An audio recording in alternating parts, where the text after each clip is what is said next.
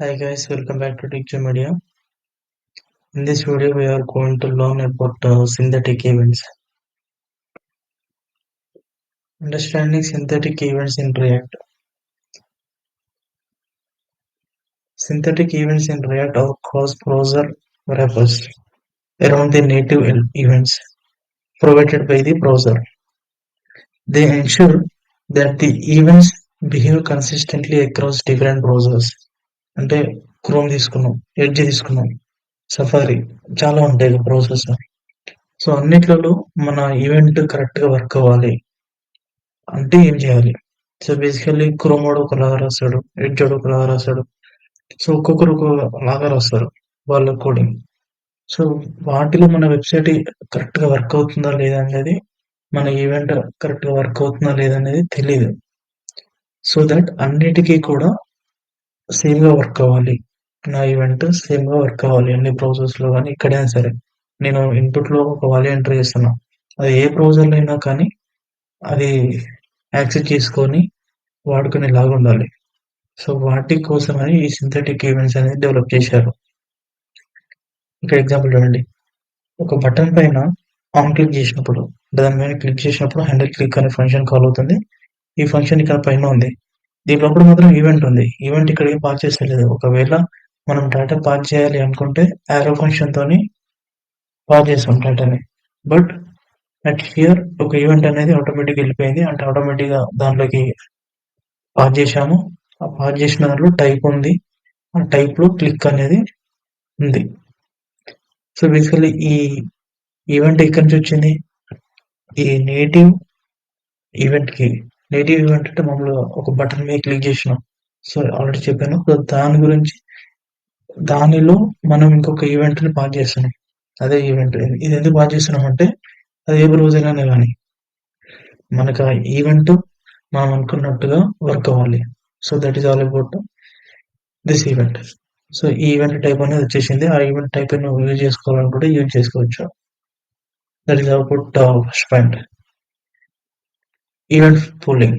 యాక్చువల్గా ఈ event pooling అనేది ఇప్పుడైతే లేదు, రియాక్ట్ 17 తర్వాత అయితే లేదు.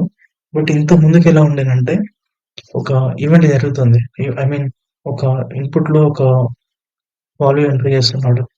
సో ఎంటర్ చేస్తున్నప్పుడు ఆ వాల్యూలో ఉన్న టార్గెట్ లో ఉన్న వాల్యూ అది యాక్సెప్ట్ చేసుకోవాలి. అది ఒకవేళ కనుక యాక్సెప్ట్ చేసుకోకుండా ఒక 1 సెకండ్ 2 సెకండ్స్ తర్వాత అది యాక్సెప్ట్ చేసుకోవాలనుకుంటే అది నల్ అయిపోతుంది. So that is all about this point. ఇక్కడ చూడండి, ఇక్కడ ఆన్ చేంజ్ హ్యాండిల్ ఇన్పుట్. ఈ హ్యాండిల్ ఇన్పుట్ లో ఓకే, హ్యాండిల్ ఇన్పుట్ లో ఈవెంట్, ఆ ఈవెంట్ లో కూడా టార్గెట్ వాల్యూ అంటే మనం ఎంటర్ చేసిన వాల్యూ ఇది. Set time out. Set time out అంటే దీనిలో లాస్ట్ లో సెకండ్ పారామీటర్ 1000 ఉంది, అంటే 1000 మిల్లీ సెకండ్స్ అంటే 1 సెకండ్. ఆ 1 సెకండ్ కి ఈ ఫంక్షన్ ట్రిగ్గర్ అవుతుంది. దీంట్లో ఏముంది, అది కౌన్సిల్ చేస్తున్నాడు. ఏదైతే ఎంటర్ చేశామో అది 1 సెకండ్ తర్వాత కౌన్సిల్ చేస్తున్నాడు. ఇక్కడ నేనే పెట్టాను this log null to prevent pooling. అది 1 సెకండ్ తర్వాత నల్ వస్తుంది, దాంట్లో నల్ వస్తుంది. సో బేసికల్గా దాన్ని ఓవర్కమ్ చేయాలంటే మనం పర్సిస్ట్ అని కింద పెట్టండి. To avoid issues with event pooling use event persist అని ఇక్కడ రాసుకొని దాని కింద రాసేసుకొని దాని తర్వాత దాంట్లో ఉన్న వాల్యూని యాక్సెస్ చేసుకోవాలి. అప్పుడు ఫామ్ లో ఉన్న డేటా ఎక్కడికి వెళ్ళదు. బట్ ఇప్పుడైతే ఈ ప్రాబ్లం అయితే లేదు, ఇంత ముందుకైతే ఉండే ఈ ప్రాబ్లం. Okay, supported events. ఒక మౌజ్ దీనిలో చాలా ఉంటుంటాయి. సో నేను ఒక ఎలిమెంట్ తీసుకున్నా, ఒక డివ్ తీసుకున్న ఒక ఎలిమెంట్ తీసుకున్నా, దానిపైన నేను హోవర్ చేసాను. హోవర్ చేస్తున్నప్పుడు ఇది కన్సోల్ అవుట్ అవుతుంది. ఇది కూడా సిమిలర్ టు, అంటే కామన్ గా on click, on change, on key down, ఇవన్నీ కూడా సింథటిక్ ఈవెంట్ లో సపోర్ట్ అవుతాయి. ఓకే, అంటే నార్మల్ నేటివ్ ఈవెంట్స్ అన్ని కూడా సింథటిక్ ఈవెంట్స్ లాగానే ట్రీట్ చేసుకోవచ్చు. మనం దానిపైన ఇంకొన్ని ఎక్స్ట్రా రాసుకునేది కూడా రాసుకోవచ్చు ఫర్ క్రాస్ బ్రౌజర్ ఎఫిషియెంట్ కోసం. Event propagation. Synthetic events are follow W3 standard for event propagation. Event propagation అంటే ఏం లేదు, ఇప్పుడు ఒక పెద్ద కంటైనర్ ఉంది. నేను కోడింగ్ చెప్తున్నాను. ఒక పెద్ద కంటైనర్ ఉంది. దాని లోపల ఒక 2 బటన్స్ ఉన్నాయి. సో, నేను బటన్ పైన క్లిక్ చేశాను. కంటైనర్ పైన ఒక ఈవెంట్ ఉంది. ఆ కంటైనర్ క్లిక్ చేసినప్పుడు మీరు అబ్జర్వ్ చేసుకోండి. ఆ కంటైనర్ క్లిక్ చేసినప్పుడు కంటైనర్ క్లిక్డ్ అని ఒక ఫంక్షన్ కాల్ అయితుంది. బటన్ క్లిక్ చేసినప్పుడు బటన్ క్లిక్డ్ అని కాల్ అవుతుంది. ఈ బటన్ ఎక్కడుంది? కంటైనర్‌లో ఉంది. బటన్‌ని క్లిక్ చేసినప్పుడు కంటైనర్‌లో ఉన్నది కూడా కాల్ అవ్వాలి కదా! సో, అది కాల్ అవ్వదు. ఎందుకంటే ఈ సింథటిక్ ఈవెంట్స్ అవి హ్యాండిల్ చేస్తాయి. దాంట్లోనే స్టాప్ ప్రొపగేషన్ అనే మెథడ్‌తోని అది ఆటోమేటిక్‌గా పేరెంట్‌ది ఏమన్నా ఉంటే అది తీసేస్తది. ఇక్కడ చూడండి. స్టాప్ ప్రొపగేషన్ అంటే ఓన్లీ ఇక్కడున్నది మాత్రమే ఇక్కడున్న ఫంక్షన్స్ మాత్రమే కాల్ అవుతాయి. వేరేవి కాల్ అవ్వవు. So, that is all about this point. Event propagation. Differences from native events. Native ఈవెంట్స్‌కి వీటికి మధ్య ఉన్న తేడా ఏంటి? While synthetic events wraps native events, they also normalize them for consistent behavior across browsers. Simple. React ensures the key code and which properties behave the same way. దీంట్లో key అంటే మనం entry చేసిన కీ వాల్యూ అదే key value కూడా ఉంటుందని చెప్తుండ్రు. Basically ఇదంతా first point లాగానే ఉంది.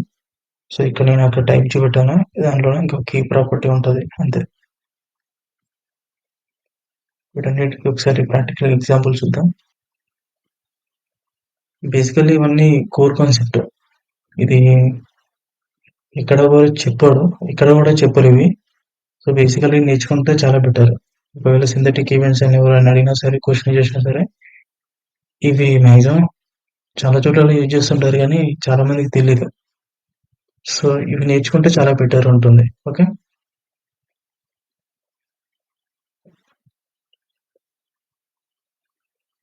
ఇక్కడ ఫస్ట్ ఒక ఫంక్షన్ రాశాను.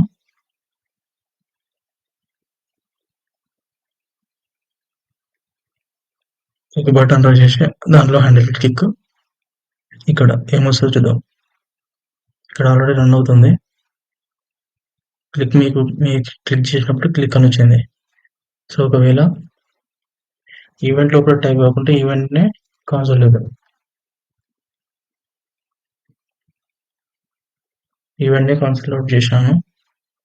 సో ఒకసారి రిఫ్రెష్ చేసి క్లిక్ మీద చేసి సింథటిక్ బేస్ ఈవెంట్ అని వచ్చింది. ఇందులో టైప్ ఈవెంట్ డాట్ టైప్ కదా అది. సో ఆ ఈవెంట్ డాట్ టైప్లోనే అంటే ఈవెంట్లో టైప్ అనేది ఒకటి. సో మీకు చూపిస్తాను అది కూడా టైప్. ఇక్కడ ఈ టైప్లో క్లిక్ అని ఉంది. ఇక్కడ పైన ఇది ఎంటర్ చేసాం. సో ఏం ఈవెంట్ ఇది? On click event. అలా ఈవెంట్ పూలింగ్. ఇప్పుడు ఇది నేను ఎందుకు రాశానంటే ఇది ఇంతమంది బ్రౌజర్లు ఉండదని చెప్పడానికి అంతే. సో 1 సెకండ్ తర్వాత వాడు ఏమైతే ఎంటర్ చేశాడో అది కన్సోల్ అవుట్ చేద్దాం.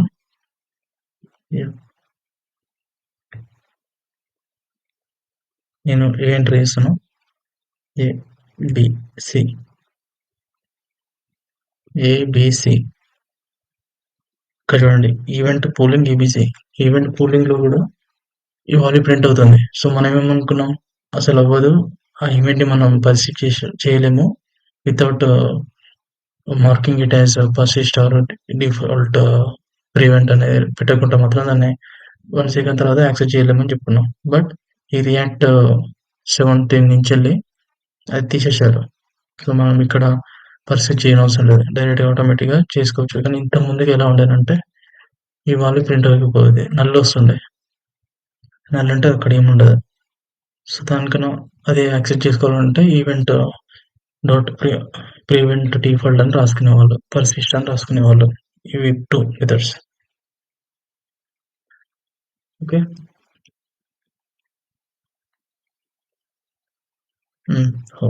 మౌస్ ఓవర్ మీరు చేసినప్పుడు కన్సోల్లో మౌస్ ఎంటర్డ్ అని వస్తుంది.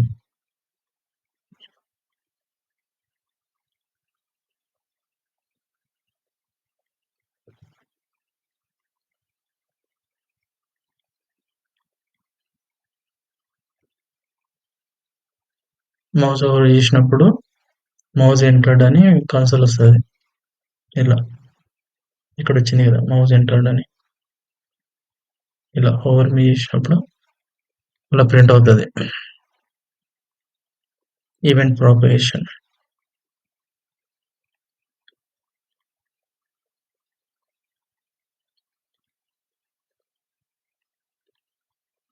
ఓకే, సో పేరెంట్ మీద క్లిక్ చేసినప్పుడు పేరెంట్ ఇక్కడ వస్తుంది. ఇక్కడ ఈవెంట్ స్టాప్ ప్రాపగేషన్ చేసాం కాబట్టి ఈ చైల్డ్ మీద క్లిక్ చేసినప్పుడు చైల్డ్ మాత్రమే కన్సోల్ అవుతుంది. ఇది